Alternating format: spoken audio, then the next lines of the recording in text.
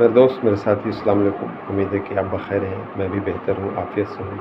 अल्लाह करे आपका घर परिवार आफ़ियत के साथ रहे। हिंदुस्तान की सियासत में एक और व्यापारी ने एंट्री मारी और व्यापारी हैं प्रशांत किशोर उर्फ पीके, जो कभी भाजपा के लिए प्रचार करते हैं, कभी जदयू के लिए प्रचार करते हैं, कभी किसी पॉलिटिशियन के लिए, कभी किसी पॉलिटिशियन के लिए। एक व्यापारी था जो व्यापार कर रहा था, लेकिन बगल वाला व्यापारी ज़रा जल्दी तरक्की कर रहा था और बगल वाले का व्यापार ज़रा बढ़िया चल रहा था।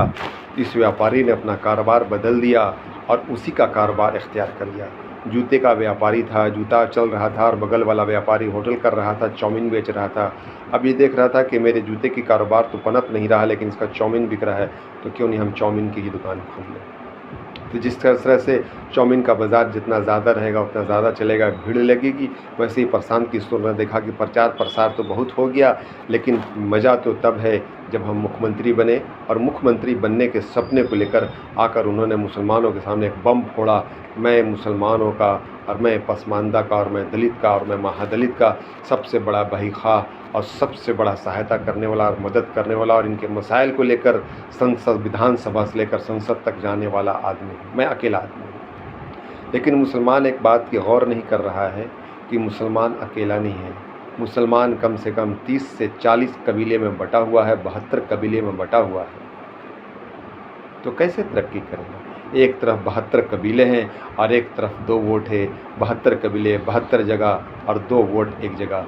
और जिसके पास 2 वोट है वो जीत जा रहा है, और जिसके पास 72 वोट है वो पसमानदा कहला रहा है, समाज के सबसे निचले पायदान पर खड़ा आदमी कहला रहा है। हम जब तक इस मुल्क में अगर पॉलिटिक्स करना है और इस मुल्क में अगर सियासत में हिस्सा लेना है, तो हम जब तक एज ए मुसलमान हम शामिल नहीं होंगे और एक पार्टी लेकर शामिल नहीं होंगे, तब तक आपके मसाइल ज़ाहरी शक्ल में हल नहीं होंगे।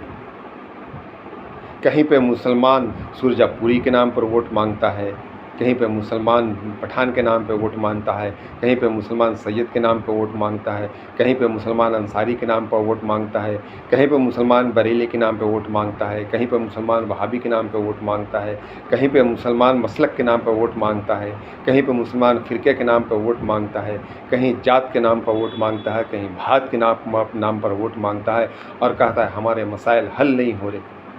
तुम्हारे मसाइल तब तक हल नहीं होंगे जब तक तुम जात की राजनीति से और भात की राजनीति से ऊपर नहीं उठोगे। तुम जात और भात की राजनीति से उठकर एक पार्टी के साथ चलना होगा, और किसी एक पार्टी के साथ गठबंधन करना होगा, और पार्टी के साथ शामिल होना होगा। अपना कैंडिडेट किसी पार्टी में खड़ा नहीं करना होगा। एज ए पार्टी बनाओ, बिहारियों की एक पार्टी बनाओ, उसमें सारे हों, उसमें मुस्लिम हो, उसमें गैर मुस्लिम हो, उसमें हिंदू हो, उसमें मुसलमान हो, और एक पार्टी बनाओ। हम किसी एक पार्टी का नाम लेकर कि ये मुसलमान की पार्टी है और ये हिंदू की पार्टी है, इस मुल्क में एक नफ़रत की बीज बो रहे हैं, इस मुल्क में एक बगावत की बीज बो रहे हैं, इस मुल्क में गृह युद्ध की बीज बो रहे हैं। हमने अगर धर्म की बात कही और हमने सियासत की बात की और हमने जात की बात की और भात की बात की, तो यही होगा। आप अपने वोटर्स को संभालें। आप सुरजापुरी नहीं हैं, आप कुल्हड़िया नहीं हैं, आप अंसारी नहीं हैं, आप पठान नहीं हैं, आप पसमानदा नहीं हैं, आप दलित नहीं हैं, आप महादलित नहीं हैं। आप वो हैं जो एक ही सफ़ में खड़ा है अयाज़ भी, और एक ही सफ़ में खड़ा महमूद भी।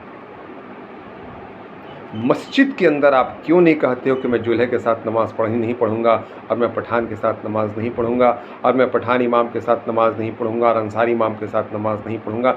जो अब पॉलिटिक्स की बात आती है तो अपने आप को जात में और भात में बांट के 78 साल में तुमने अपना जनाजा निकाला है, अपनी सियासत नहीं निकाली, अपने जनाजे निकाले हैं, वो भी बगैर इमाम के और बगैर नमाज के और बगैर कफन के जनाजा निकाला है तुमने। इस बात से बाहर निकलो और एक पॉलिटिकल इंसान बन के, एक सियासतदान बन के तमाम बिहारियों को लेकर और तमाम हिंदुस्तानियों को लेकर चलने के वाली एक पार्टी बनाओ, जिसमें धर्म की राजनीति ना हो, जिसमें जात और भात की राजनीति ना हो। तब जाके आपके मसाइल हल होंगे, वरना नहीं।